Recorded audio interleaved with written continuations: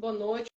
Vamos aguardar aqui, doutora Joelma, doutor Tiago, entrarem na nossa live. Boa noite, pessoal. Boa noite. Vocês estão me ouvindo bem? Vamos sim. Aqui também, o sinal está perfeito, doutora Nathalie. Me ouve bem? Te ouço, doutor. Excelente, muito bom.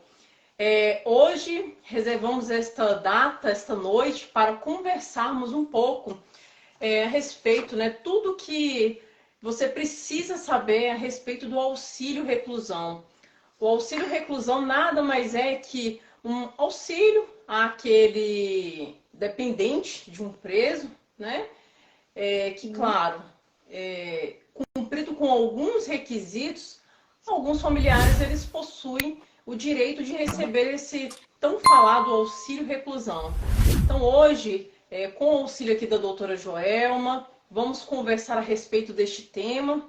É um tema muito interessante, por quê? Porque dentro da execução penal, muitos clientes nos procuram para saber a respeito do que se trata, como conseguir o aporte desse auxílio, como conseguir a autorização para receber esse auxílio. Então, hoje, o escritório Oliveira e Ferreira resolveu convidar a doutora Joelma, que é uma advogada especializada nesta matéria, para falarmos a respeito deste tema. Não é isso, doutor Tiago? Perfeito, doutora Nathalie, perfeito. Doutora Joelma, muito obrigado por comparecer aqui ao nosso convite, né, por aceitar o nosso convite. Eu que agradeço. Aproveitando aqui a fala da doutora Nathalie, o objetivo desta live é buscar aqui as explicações principais, todas as orientações jurídicas e necessárias para aquelas pessoas que necessitam do auxílio reclusão. Então, este é o objetivo do nosso encontro desta noite. Esperamos que sejamos produtivos e assertivos no nosso encontro de hoje, no nosso debate aqui hoje na nossa live. O escritório Oliveira e Ferreira Advocacia e Consultoria Jurídica está localizado hoje em Brasília, para quem não conhece.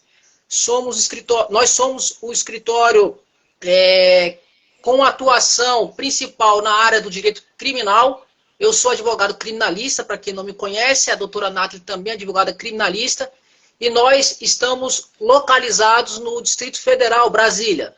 No entanto, doutora Joelma, nós atuamos em diversos estados da federação, e acredite, doutora Joelma, nós somos diariamente acionados por vários clientes com a necessidade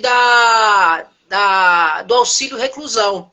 E é muito difícil esclarecer isso para os clientes, que na verdade, embora o benefício tenha esse nome, né, auxílio reclusão, a demanda é eminentemente previdenciária. E como nós não somos advogados da área previdenciária, eu agradeço aqui mais uma vez a sua disponibilidade para compor aqui a nossa live, e eu tenho certeza que a senhora, como advogada militante da área do direito previdenciário, vai esclarecer aqui a todos os internautas interessados.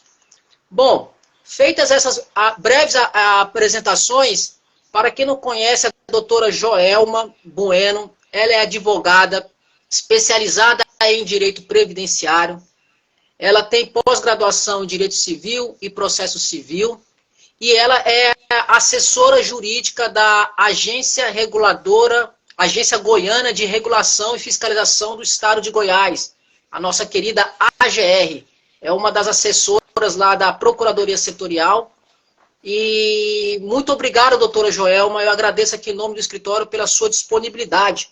Tá bom? Eu passo a palavra aqui para a doutora Nathalie, para dar continuidade. E no decorrer das explicações, nós abriremos ao final um espaço para aqueles que desejarem interagir conosco. Porque assim, acho que a live ela tem uma condução mais organizada. Então, aqueles que eventualmente desejarem fazer perguntas, enfim, no final nós disponibilizaremos um espaço reservado para essa oportunidade. Tá ok? Muito obrigado, doutora Joelma, por aceitar o nosso convite. convite. Vamos lá, vamos ao assunto. Tudo que nós precisamos saber sobre o auxílio reclusão. Certo. E eu que agradeço o convite dos doutores, né? Por ter essa oportunidade de estar aqui hoje. Esclarecer um pouquinho sobre esse benefício, que ao mesmo tempo é tão polêmico, mas né, que é interessante. Hoje a gente vai ver que, não sei, muitas pessoas pensam de uma forma, mas hoje vai ficar esclarecido de uma vez por todas como é que funciona esse benefício. Então vamos lá. Doutora Joelma, eu inauguro aqui a nossa live com a primeira pergunta aqui. O que consiste, né? O que é o auxílio reclusão? O que significa esse benefício? Qual é a finalidade? Enfim, o que é o auxílio reclusão? Esclarece aqui para os nossos internautas aqui presentes, por favor. Então, como a doutora Nathalie bem já falou na abertura, o auxílio reclusão ele é um benefício que é devido aos dependentes do preso. O benefício não é para o preso, o benefício é para os dependentes, ou seja, aquelas pessoas que dependem economicamente, financeiramente do preso, né, que geralmente é sustentado por ele antes de ocorrer a prisão. Muito bem. Então, esse benefício ele é um benefício que se estende aos dependentes da pessoa que está presa, né? Esse benefício ele é um benefício específico para os seus respectivos dependentes. Exatamente. Muito bem. Doutora Joelma, quais são os critérios, né? Quais são os critérios para a concessão? Então, muitas pessoas nos perguntam no escritório, doutor Tiago, doutora Nata, quais são os critérios? Como é que funciona? Enfim, quais são os critérios para a concessão do auxílio reclusão? Tá. Os critérios, o primeiro critério, o principal critério, é que o preso, a família do preso, seja de baixa renda.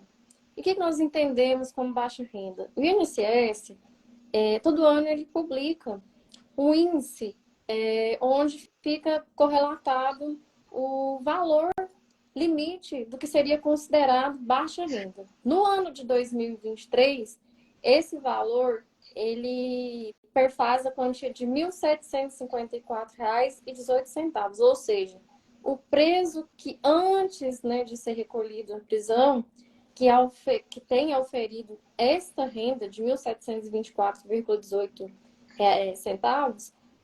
ele está incluído na baixa renda. Significa que somente esse valor? Depende, né? Se por acaso o INSS negar em relação a essa questão da baixa renda, nós podemos nos socorrer até o judiciário e lá no judiciário, claro, o juiz averiguando, né, os critérios pessoais de cada indivíduo, vai decidir por conceder o benefício ou não para quem receba um pouco mais do que isso, né? Então, é relativizado pelo Poder Judiciário, vai depender das questões pessoais de cada um. O que mais que precisa ter? Precisa ter carência, né? De 24 meses. O que é carência? É aquele tempo mínimo que você precisa ter para você ter acesso a um benefício do INSS. Então, você precisa ser filiado ao INSS, que a gente chama que é qualidade segurada, que também é outro requisito. Você tem que estar afiliado de alguma forma. Antes de você ser preso, você trabalhava lá de carteira assinada para empresa tal. Ou então, você fazia recolhimento, você pagava lá, né? Antigamente a gente chamava de GPS, que era uma guia laranjinha. Hoje não mais funciona assim, hoje é pelo site. Mas você tem que, de alguma forma, estar contribuindo com o INSS para que você tenha acesso ao benefício. Se você nunca trabalhou de carteira assinada, se você nunca fez qualquer recolhimento, seja como facultativo, como individual, a sua família, seus dependentes, não terão direito ao benefício. Vamos ver aqui o que mais. A questão dos 24 meses de contribuição passou a ser exigido a partir de 18 de 6 de 2019. Por quê? Até 18 de 6 de 2019 não precisava ter carência. A gente teve aí a medida provisória, que foi 871/2019, que ela alterou esse critério. Antes disso, não precisava ter essa carência, né? Esses 24 meses. Após a medida provisória, passou a ser necessário esse requisito. E então, o que mudou também com essa medida provisória? Antes, o preso, que é mais um requisito, o preso que estava no regime fechado e no semiaberto tinha direito. Após essa mudança, apenas os presos de regime fechado é que podem ter acesso ao benefício. E aí, essa questão do regime aberto, semiaberto, fechado, eu vou deixar para vocês explicarem, né? Porque já é a área de vocês. Inclusive, se quiserem já pegar a deixa para explicar. Ótimo, Vamos muito lá. bem. Muito bem. Excelente Doutora Nathalie. observação. Doutora Excelente Nathalie. observação, doutora Joelma. Então, vamos aqui aproveitar para orientá-los o que vinha a ser o regime aberto, o que vinha a ser o regime fechado, semiaberto, aberto. O regime fechado é aquele em que o agente, o preso, né, o réu, ele cumpre a pena em estabelecimento em regime totalmente fechado. Ele não tem aquele direito de sair para trabalhar externo, ele não tem direito daquelas saídas temporárias, ele ainda não tem esse direito de alguns direitos externos, né, extramuros, que a gente chama. Já o regime semiaberto, ele é aquele regime intermediário, é aquele regime em que o preso ele tem um pouco mais de flexibilidade quanto ao seu cumprimento de pena.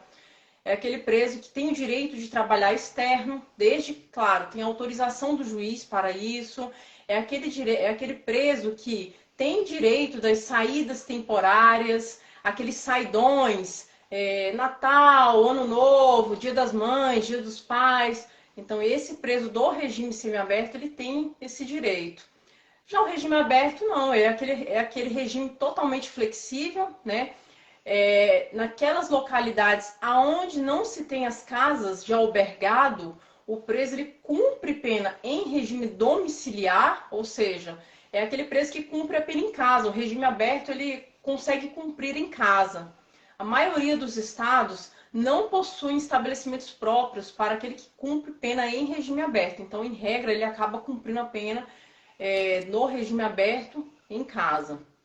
Doutora Joelma, aproveitando aqui a oportunidade, muitos clientes nos procuram, não só o cliente, mas os familiares nos procuram para aquele preso que se encontra, o preso provisório, é aquele preso que ainda não tem uma condenação, não tem uma efetiva condenação, é aquele preso que aguarda o julgamento do seu processo.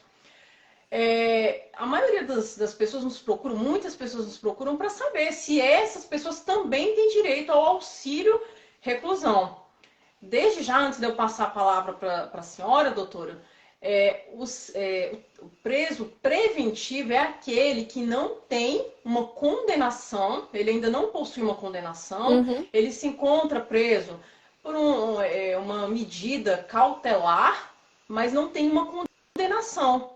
E aí muitos familiares ficam nessa dúvida, muitas vezes porque veem outros familiares comentando sobre você tem direito a um auxílio reclusão.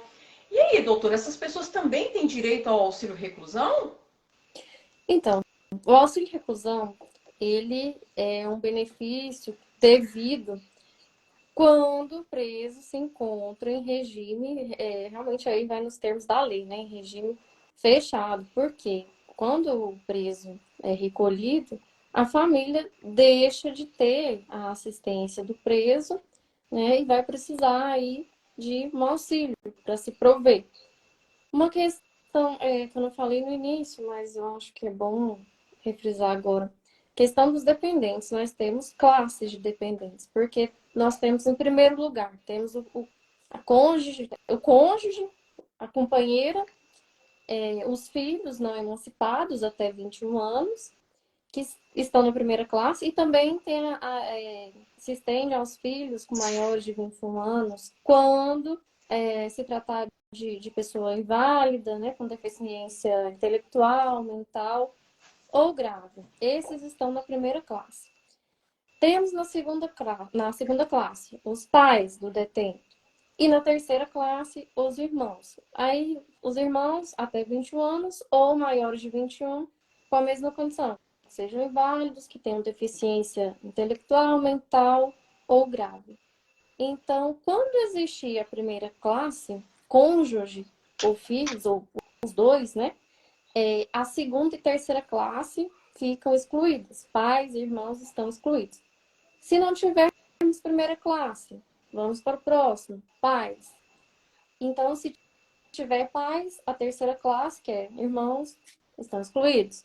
E aí, se não tiver cônjuge, companheira, filhos, nem pais, e aí vai para o próximo patamar, que é os irmãos. Então, a questão da prisão provisória não gera direito ao auxílio reclusão. Doutora, só para eu ficar um pouquinho mais claro aqui para os nossos ouvintes, quando a senhora fala o cônjuge, o companheiro, esse também se enquadra na situação daquela pessoa que vive em união estável, aquela pessoa que mora com Sim. a outra, junta com a Sim. outra, então essa pessoa também se enquadra nessa situação. Sim, enquadra sim. O cônjuge e os filhos, a dependência econômica é presumida, né? Basta você apresentar um documento que comprove o seu vínculo com o preso. No caso, certidão de casamento, né? Certidão de nascimento. União estável. Se o casal possui lá a escritura lavrada em cartório, né, da união estável, beleza, já é mais fácil para você conseguir pleitear o benefício e ter êxito. Agora, se você não tem essa certidão, você vai precisar reunir a documentação que comprove. Eu acho que a questão do documento está mais para frente, mas eu já vou dar uma adiantada, né? Porque a gente já está falando sobre esse assunto. Então, o que vai comprovar a união estável? Comprovante de endereço, né? Que esteja no mesmo local, situado no mesmo local do seu cônjuge. E nós temos que comprovar, no mínimo, 2 anos de união estável, né? Fotos, por exemplo, seu cônjuge é seu dependente no plano de saúde, você pode anexar esse documento. Você pode anexar contratos em que o seu cônjuge tenha condição de dependente. Deixa eu ver. Plano de saúde, já falei. Seguro de vida, onde você conste lá, porque é comum, né? Termos os planos de saúde, principalmente para quem tem trabalha de carteira assinada, CTPS, a empresa sempre oferece um plano de saúde e tem um local específico para você preencher lá quem seria o seu dependente. Então, esses documentos todos fazem a prova da união estável, que é... E se for o caso, se o segurado, né, se os dependentes do segurado tiverem apenas o que a gente fala de início do direito material. Por exemplo, o seu marido foi preso hoje, você está em união estável, nós estamos em 2023, mas você convive com ele desde 2018. Aí lá em 2018 você fez um contrato para compra do seu imóvel. Lá ele constou que você é dependente dele, só que você só tem aquilo lá. Como é que você vai comprovar o restante do período? Por testemunhas. O INSS administrativamente admite, né, a oitiva de testemunhas para comprovar que realmente existiu aquela união estável. Certo. Mas existe uma exceção. Caso não consiga se comprovar a união estável pelo período de 2 anos, ainda assim o cônjuge recebe o auxílio reclusão, porém por um período menor. E a gente segue uma tabelinha que vai depender de cada situação, mas no mínimo 4 meses. Entendi. Voltando um pouquinho, doutora Joelma, fiquei na dúvida, e aí pode ser a dúvida de outras pessoas também. Inicialmente você nos disse que para ter o direito ao auxílio reclusão, você precisa ter um tempo de contribuição. A pessoa presa, sim, antes da prisão, ela precisa de um tempo de contribuição. Sim. Existe a possibilidade, vamos supor, a pessoa não tem os 24, são 24 meses, não é isso? Sim. De contribuição.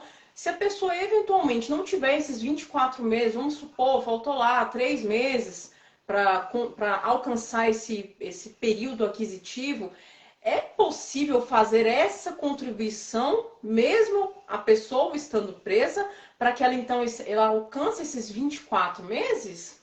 Seria possível isso? Existe uma exceção, existe sim. Eu vou responder primeiro a sua pergunta, depois eu falo da exceção. Existe sim. Se antes de ser preso, o preso já exercia, já contribuía com o INSS, no caso, se ele fosse um contribuinte individual. O que é contribuinte individual? São aquelas profissões que obrigatoriamente devem contribuir com a Previdência, que são o quê? Advogado, médicos, são os profissionais autônomos, né? Uhum. Se você, em algum momento antes, já recolhia e deixou de recolher, você pode complementar, né, dentro do limite de 24 meses, claro, mas somente nessa condição de segurado individual, de contribuinte individual. Agora, a exceção. O INSS condiciona também uma exceção a pessoas que tenham contribuído um pouco menos de 24 meses. Se você tiver, no mínimo, 18 meses, o seu dependente também vai receber o auxílio reclusão, porém, o valor, o tempo de duração do benefício será menor, que também vai seguir aquela mesma tabelinha, quando não consegue comprovar a união estável pelo período de 2 anos, né? O período mínimo são de 4 meses, e aí tem uma tabelinha que ela é decrescente. Agora, assim, de cabeça eu não consigo falar, mas se depois o pessoal quiser, eu posso me comprometer a deixar. Ah, muito bom. Doutora Joelma, Sim. eu tenho uma dúvida aqui e acredito que possa ser a dúvida dos demais ouvintes aqui no nosso bate-papo. Uhum. A senhora mencionou agora há pouco a questão dos documentos para fins de auxílio reclusão. E aí mencionou especificamente a questão da pessoa na condição de união estável. Sim. Com relação aos documentos de forma ampla, independentemente do regime de convivência, né, das pessoas envolvidas, eu pergunto para a senhora, quais são os documentos básicos para o auxílio reclusão? E eu coloco essa pergunta de forma ampla. Eu não sei se tem alguma questão que envolve regime, né, de casamento, mas quais seriam os documentos básicos para aquela pessoa pleitear o seu auxílio reclusão? Não, essa questão de regime não influencia desde que não seja a separação judicial, né? Se for comunhão parcial de bens, ok. Bom, os documentos básicos são RG, CPF, né, dos dependentes, do preso, carteira de trabalho, se possível, o CNIS, que é o Cadastro Nacional de Informações Sociais, que eu vou explicar também onde é que vocês podem adquirir. Vão precisar certidão de casamento, certidão de nascimento dos filhos, no caso.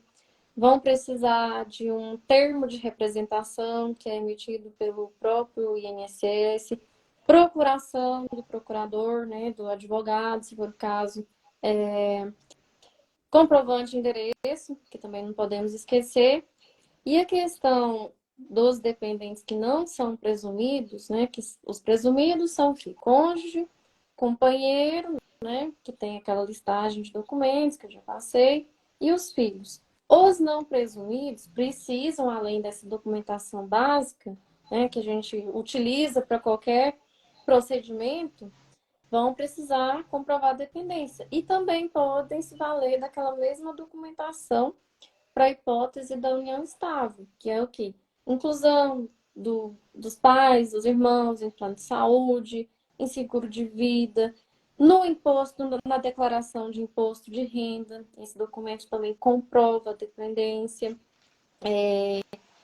Qualquer documento que fique comprovado que aquela pessoa era dependente, ela serve como prova para entrar com requerimento administrativo. Muito boa, muito esclarecedor. E o essencial, né? O essencial, a questão da situação do preso. Hoje, se ele for, se o seu cônjuge, seu pai, seu irmão, seu filho foi preso a partir de 18/6/2019, ele precisa estar em regime fechado.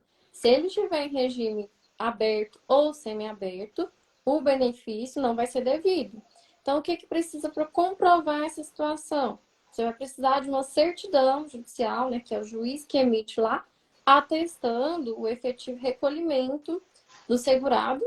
E, além disso, é recomendável também que se pegue a certidão carcerária. Aí, isso eu vou deixar também para vocês explicarem, que vocês já estão Olha aí. acostumados com essa prática. Doutora Nathalie, olha que interessante, o direito penal conjugado com o direito previdenciário, né? Então, é muito interessante esta conjunção das áreas, né, penal e previdenciária, que normalmente na cabeça da pessoa leiga, né, que normalmente são, né, os clientes que, como eu disse anteriormente, os clientes que normalmente nos procuram no escritório com esta necessidade do auxílio, desse benefício, tendem a compreender que esse benefício ele é tratado com um advogado criminalista, né? E pode até ser, tem advogados criminalistas que entendem do assunto, né? Mas é como eu inicialmente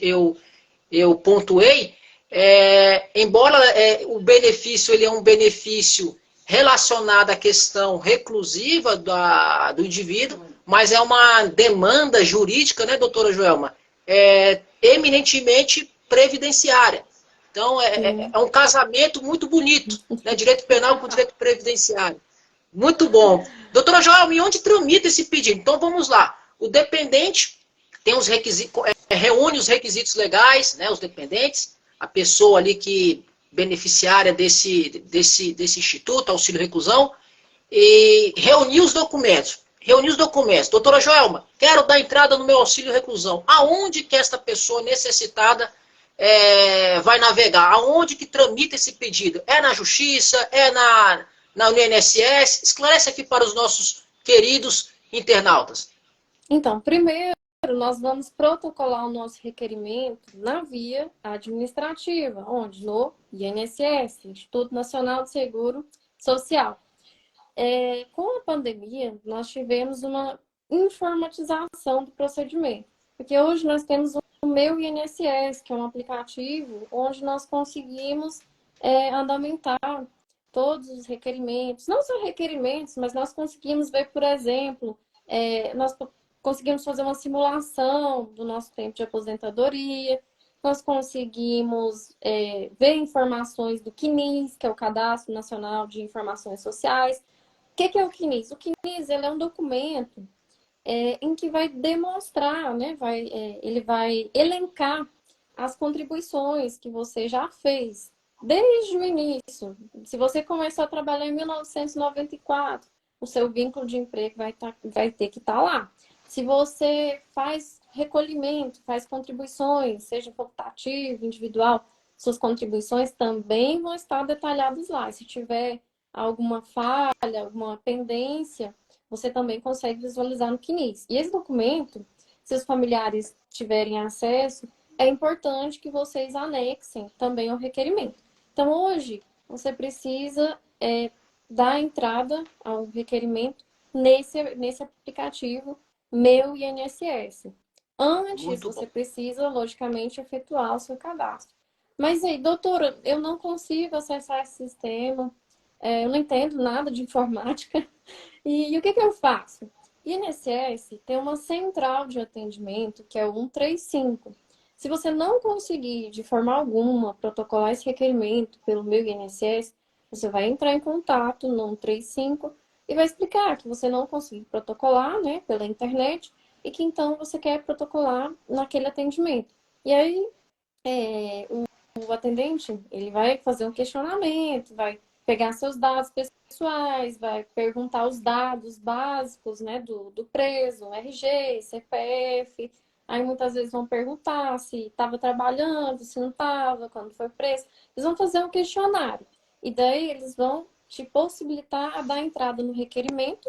Depois, no momento mesmo do atendimento, eles vão agendar uma oportunidade para que você leve os documentos necessários, né? Como se você fosse dar entrada no virtual. E aí eles vão marcar uma data para você levar até uma agência do INSS, a documentação necessária, e fazer a análise do benefício.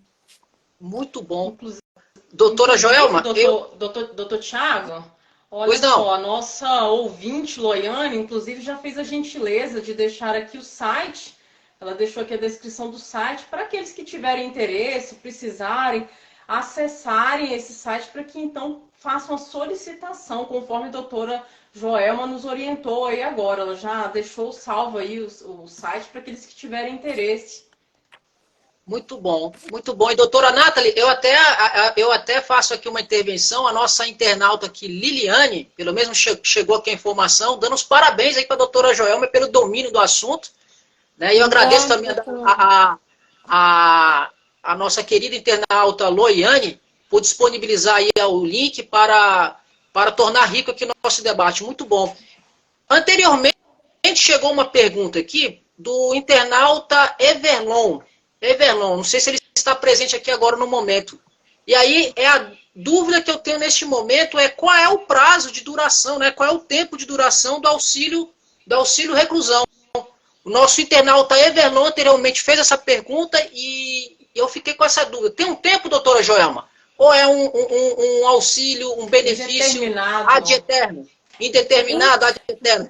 Tem um tempo, doutora Joelma? Esclarece aqui para os nossos queridos internautas. Então, a resposta é aquela que eu acho que o pessoal falta bater a gente quando a gente fala. Depende, gente. Tudo no direito depende, né, doutora?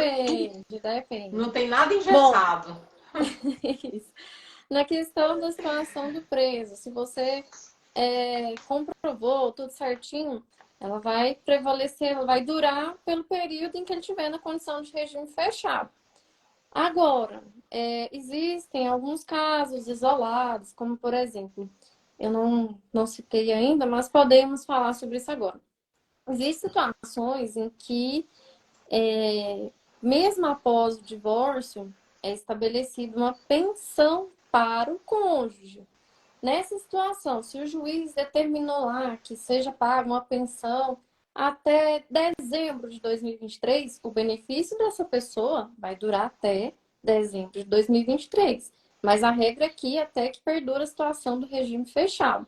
Agora, se o dependente é o filho e o filho completou 21 anos, a duração do benefício, logicamente, é até o período em que o filho alcançar 21 anos de idade.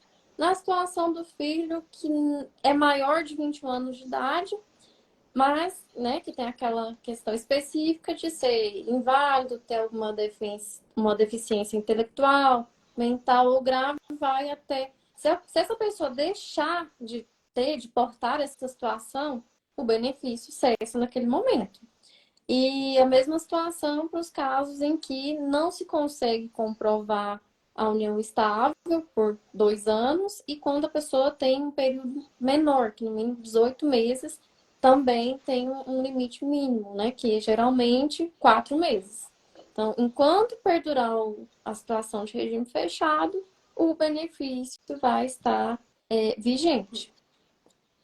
Doutora Joelma, eu fiquei aqui com uma dúvida. Quando há beneficiários concorrentes, por exemplo, tem esposa, tem filhos, como que é feita essa divisão? É por igual? É fatiado por igual? Como que é essa divisão? Como seria? Dividido igualmente. São 3 dependentes. Isso se forem da mesma classe, né? Porque como nós já conversamos, existe a classe 1, que são os dependentes presumidos, cônjuge, filhos, companheira. Tem os que não são presumidos, que são os pais e os filhos. Se for na situação em que os dependentes estejam no mesmo nível, o benefício é dividido igualmente. Se são 3 pessoas, vai se dividir esse benefício entre 3 pessoas. E hoje, já que nós estamos falando, nós não chegamos nessa parte, mas eu já vou adiantar. Como nós tivemos a medida provisória, o valor do auxílio reclusão hoje é o valor do salário mínimo. Eu disse no início que você precisa oferir uma renda de até R$ 1.754,18, mas essa é a condição para você se enquadrar na baixa renda. O valor do benefício a partir da medida provisória, que foi 19/6/2019, é de um salário mínimo. Então, em nenhuma hipótese será superior ao salário mínimo. A menos que a prisão tenha ocorrido anteriormente a esse período. Aí sim, antes dessa medida provisória, nós não tínhamos estabelecido o valor exato, né? Mas hoje realmente é um salário mínimo. Antes era calculado de acordo com o que por exemplo, antes da medida provisória, só para dar uma varredura rápida, o benefício ele era calculado de forma que se fizesse a média das últimas 12 contribuições do preso. Então, seria apurado dentro daquelas 12 contribuições. Não importa se seria maior ou menor do que o salário mínimo. Ficaria restringido aquilo lá. Mas, depois que nós tivemos essa alteração, sim, o benefício é de um salário mínimo. Perfeito, doutora Joelma. Bom, e o preso, no caso daquele preso que começou a trabalhar, os dependentes, eles perdem esse direito ao auxílio reclusão? Como é que fica essa questão? Ou pode acumular, o preso está trabalhando, o preso foi classificado. Para quem não sabe, a classificação do preso é aquele que ele tem o direito de trabalhar, porque dentro dos presídios, os presos acabam exercendo algumas funções, então eles trabalham e recebem, muitas vezes, por aquele trabalho que é praticado. E nesses casos, doutora Joelma, como é que seria? Os seus dependentes, eles ainda mantêm o recebimento desse auxílio reclusão ou cessa com o início do trabalho do preso? Se prevalecer a questão da baixa renda, observando o critério lá do salário, né, de 1.754,18, não cessa, desde que esteja na condição de regime fechado. E eu tenho uma dúvida, porque não é minha área, né? Como é que funciona o pagamento do preso quando ele faz esse tipo de trabalho? Ele recebe um salário? Como é que funciona? Doutora, ele recebe um salário, só que ele não recebe na sua integralidade. Uma parte é como se fosse guardada ali para como se fosse uma poupança, reserva uma poupança, e outra parte ele recebe um percentual, uma parte daquele salário que, em regra, ele deveria receber. Entendi. Salvo engano, doutora Nathalie, me corrija se eu estiver equivocado, é o chamado pecúlio. Pecúnio, perfeito, exatamente, pecúlio. É isso mesmo. Pecúlio é aquela verba remuneratória reservada para o indivíduo que está preso. Isso tem previsão legal lá na Lei de Execuções Penais. Tá bom, Joelma? Obrigada, gente. Tá vendo? Não, é sempre um aprendizado, né? Porque não é minha área. Execução penal no escritório aqui, a nossa cabeça pensante é a doutora Nathalie, tá? Execução penal, o olho dela brilha, ela ama execução penal. Também eu gosto de execução penal, mas não numa intensidade menor. Na execução penal, no escritório, as nossas demandas estão sob a responsabilidade da doutora Nathalie, que ela tem um domínio fantástico nessa área.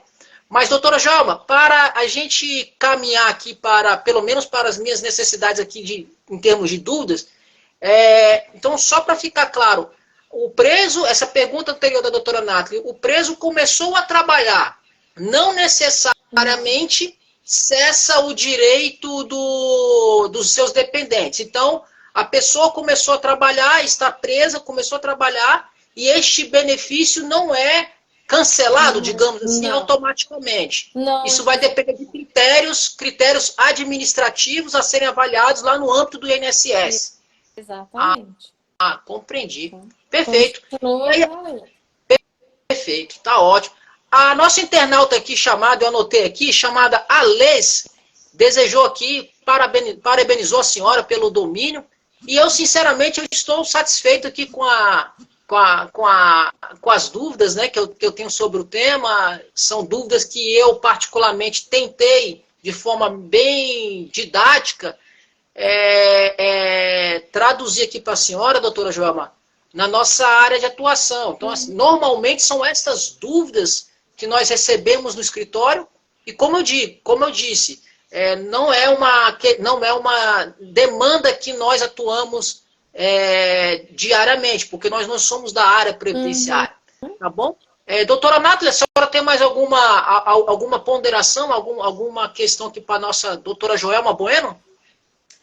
Doutora, penso que todas as perguntas que frequentemente somos questionados por nossos clientes, eu acho que foram todas aqui respondidas. Quero agradecer ao convite, agradecer que a senhora tenha recebido esse convite, tenha vindo aqui dispor o seu tempo para falar um pouco a respeito de um tema tão curioso, né? A sociedade, a própria mídia, na verdade, ela questiona muito essa questão do auxílio reclusão, que o preso é quem vai receber, quem não tem que receber. E a senhora veio aqui nos trazer, nos abrilhantar esta noite com pontos que nos esclarecem exatamente o que é o auxílio, quem são quem deve receber esse auxílio, quem são as pessoas que podem receber esse auxílio. Então, o escritório, né, de antemão, eu aproveito aqui a oportunidade para agradecer a sua presença, tá bom? E, pelo menos da minha parte, doutor Tiago, eu me sinto satisfeita. Foi muito bem esclarecida com todos os pontos aqui que nós tínhamos dúvidas aqui, porque são muitas dúvidas, né, no dia a dia aí, mas eu aproveito, que... eu pego até seu gancho, tá, doutora Nathalie? Pessoal, quem tiver qualquer dúvida complementar, enfim, qualquer necessidade de aprofundamento com relação a esta questão do auxílio reclusão, por favor, podem entrar em contato conosco. Nós temos aí diversos canais de comunicação. Nós temos aqui o canal do Escritório Oliveira e Ferreira Advocacia. Podem também, se for o caso, entrar em contato com a doutora Joelma Bueno, que é advogada especializada neste assunto, né? Então, eu abro aqui agora o espaço para que, se alguém tiver alguma pergunta, por favor, sintam-se à vontade. A nossa programação aqui foi idealizada e organizada para vocês que estão aqui presentes, né? Então, alguém tem alguma dúvida? Alguém tem alguma dúvida? Eu abro aqui agora o espaço para os internautas, para que a doutora Joelma possa esclarecer aqui com a sua refinada habilidade nessa questão do auxílio reclusão. Alguém tem alguma dúvida? Ó, a Bia Bueno, parabéns, doutora Joelma. Bia Bueno, muito obrigado por participar aqui conosco. Alguém tem mais alguma dúvida? Olha, enquanto o pessoal define aí... Vamos lá, doutora Joelma. Eu tenho um questionamento que já foi objeto de pergunta. O preso fugiu. E aí? Eita. Como é que é? Deu fuga? Como que é a linguagem técnica? Deu fuga? Olha que interessante. E aí? O que acontece? Embora o tema da live aqui seja auxílio reclusão e seus desdobramentos, mas essa pergunta aí ela é interessante. Doutora Nathalie, vamos lá. Rotineiramente nós temos essas questões no escritório. O preso fugiu do estabelecimento prisional. E agora? O que acontece? Então, abrindo um parênteses aqui da pergunta da doutora Joelma, inclusive, recentemente nós tivemos uma situação nesse sentido. Similar, né? Fuga, nós temos clientes que, infelizmente, decidem fugir do estabelecimento prisional, mas vamos lá, fugiu. Quais são as consequências, doutora Nathalie? Manda ver aqui pra gente aqui. Doutor Tiago, doutora Joelma. Não, ele fica suspenso até que o preso seja recolhido novamente à prisão. Aí, a partir do momento que ele é recolhido, volta-se a fazer o pagamento do benefício. Então, não cancela de imediato. Pois é, já na nossa área, né, na execução penal, infelizmente o preso que forage, realmente ele se prejudica demais, porque todos os benefícios dele, tudo que ele tem, que ele alcançou até ali é revogado, tempo de progressão, enfim, é um prejuízo total. No caso do previdenciário, então, pelo que a senhora explicou, né, doutora Joelma, é suspenso. Recolheu, recapturou, retorna ao recebimento, não é isso? Exatamente. A consequência jurídica no âmbito da execução penal, se o preso fugiu do estabelecimento prisional, ele perde os benefícios da execução, né? E tem outros desdobramentos, como, por exemplo, ele sofre a regressão do regime, né? Então, assim, é uma situação terrível para a vida carcerária. Sim. Inclusive, a nossa internauta aqui, Dina França, ela colocou assim, ó, se o preso fugiu, já era o benefício. E é isso mesmo, Joelma? Já era o benefício? Não, o benefício é cessado. Olha aí, suspenso, Dina, tá vendo aí? Quando houver a recaptura, estabelece o pagamento. Logicamente que se o preso ficar foragido 2 anos, o benefício vai ser cessado, mas agora se for um período, vai ser interrompido, cancelado. Agora, se for um curto período, aí sim apenas é suspenso. Só se interrompe e depois é restabelecido. Muito bom. Perfeito. Respondida a pergunta aí, Dina França. França ou Dina Franca 22? Respondida a pergunta aí, Dina? Bom, enquanto ela se manifeste, eu pergunto se tem mais algum ouvinte aí. Ó, a Dina respondeu, entendi. Obrigada, doutora. Respondida a Dina aí. Bom, alguém tem mais alguma pergunta, pessoal? Vamos lá, doutora. Se porventura tiverem outras perguntas, talvez as pessoas, num outro momento, apareça alguma outra dúvida. O escritório ele fica aqui à disposição. Doutora Joelma também é especializada em direito previdenciário, pode responder todas as questões relacionadas ao auxílio reclusão. Então, caso não consigam mandar as suas dúvidas aqui nesse momento, no segundo momento, nós continuamos em aberto para receber as perguntas, viu? Sim, claro. Tem um questionamento também que é feito em relação à acumulação de benefícios. Eu posso receber auxílio reclusão e auxílio, antigamente conhecido como auxílio doença, hoje nós chamamos de auxílio por incapacidade temporária.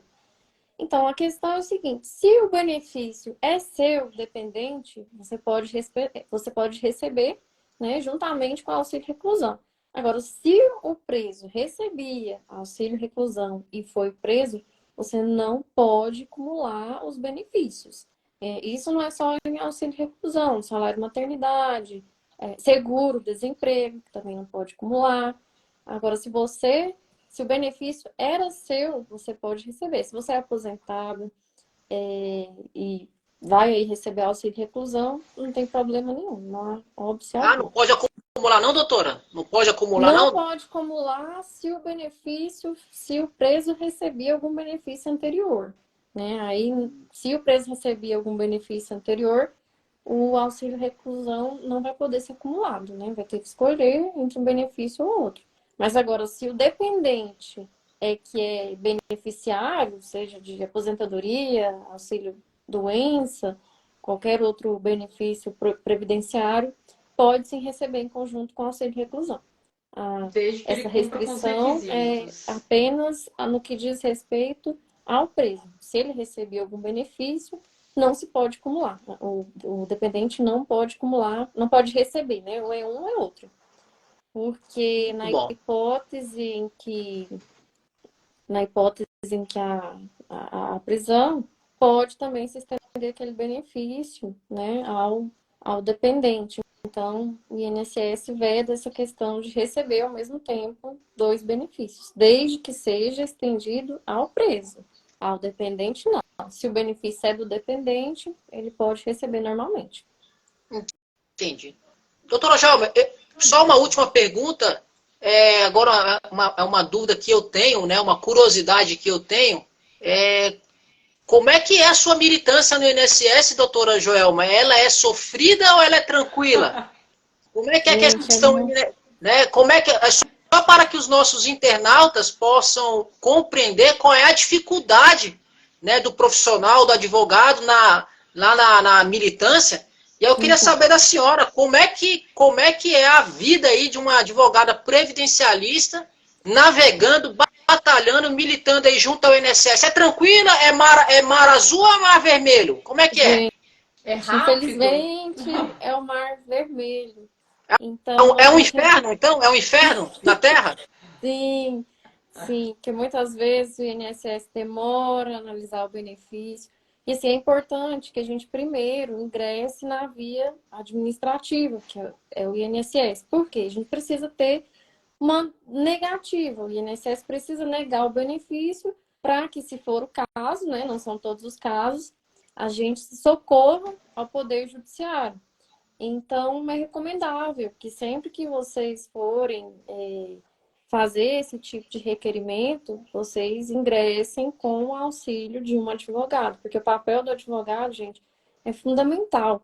Muitas vezes o INSS não chega a negar o benefício, mas INSS demora o quê? 6 meses para te dar uma resposta. Você não vai ficar parado esperando o INSS. Você também pode, né, acessar a via judicial. Inclusive, nós podemos nos valer aí dos remédios constitucionais, né, que é o mandado de segurança, quando acontece essa questão da demora administrativa, visando aí a gente fazer o melhor trabalho e trazer um resultado para o cliente. Outra coisa que eu acho que ninguém teve dúvida, mas eu acho válido falar também, é quanto à data do requerimento. O requerimento, ele pode, para você receber o que a gente chama retroativos, né, que é a diferença lá entre a data em que ocorreu a prisão e a concessão do benefício, para você receber os retroativos, que é retroativa à data da prisão, nós temos que entrar com o requerimento no prazo de 90 dias, no caso de maiores de idade. Se forem menores de idade, até 180 dias. Se você ingressar depois disso, você não vai receber retroativos à data da prisão, você recebe retroativos à data do requerimento. Então, tem essa particularidade aí também. Quanto mais rápido da entrada, né, mais chances você tem de ter mais benefícios financeiros, que retroativo, vem a correção, né, vem juros, então tem essa diferenciação também. Perfeito. Então, olha aí. Doutora Joelma, eu estou satisfeito com as suas explicações. Eu renovo aqui as minhas palavras iniciais. Muito obrigado por receber o nosso convite aqui do escritório Oliveira e Ferreira Advocacia. As suas explicações foram perfeitas, diretas e bem esclarecedoras. Tá bom? Eu te agradeço mais uma vez. E, doutora Nathalie, eu estou satisfeito. Então, temos aqui uma advogada que podemos contar com esta questão, né? Temos aqui a doutora Joelma, estou satisfeito e eu passo a palavra para a senhora para eventuais considerações, ou se eventualmente alguém quiser ainda apresentar alguma dúvida ou algum esclarecimento, fique à vontade, eu estou plenamente satisfeito. Muito obrigado, doutora Joelma. Doutora Nathalie, é com a senhora. Doutora Joelma, mais uma vez, eu encerro aqui a participação do escritório, também novamente agradecendo a oportunidade que a senhora nos deu e ouvi-la aqui com as explicações a respeito desse tema. Indicamos sempre a senhora, viu, caso tenham pessoas que se encontrem nessa situação, e como a senhora explicou, se encontra nessa situação, que o mais rápido possível reúna os seus documentos para que então faça o seu requerimento junto ao INSS. Então ficam aqui os nossos agradecimentos. Sinta-se convidada sempre a retornar aqui conosco para falarmos sobre outros assuntos também pertinentes aqui ao direito, tá bom? Muito obrigada pela sua participação. Eu que agradeço o convite de vocês, eu fiquei muito feliz por ter recebido esse convite. Agradeço também, né, o pessoal que tirou um pouquinho do seu tempo para nos assistir. E eu sei que os questionamentos são infinitos. Às vezes agora, né, esteja tudo esclarecido, mas daqui para frente surge alguma dúvida. Eu estou sempre disponível no Instagram, pode me mandar direct, no WhatsApp, lá no perfil tem o link do WhatsApp. Se vocês tiverem alguma dúvida também, podem recorrer a mim. E é sempre muito bom, né, a gente compartilhar o conhecimento, porque a área de vocês é uma área que eu não tenho tanto conhecimento, que eu sei de direito penal é pouco, é bem superficial. E eu também pude aprender, né, alguma coisinha com vocês nessa live referente ao direito penal. E é isso. Muito obrigada a todos que puderam acompanhar e até uma próxima, né? Que Muito obrigado, talvez doutora a Joelma. gente venha fazer outra. Teremos E é sim próximas oportunidades. Será sempre bem-vinda, viu, doutora Joelma?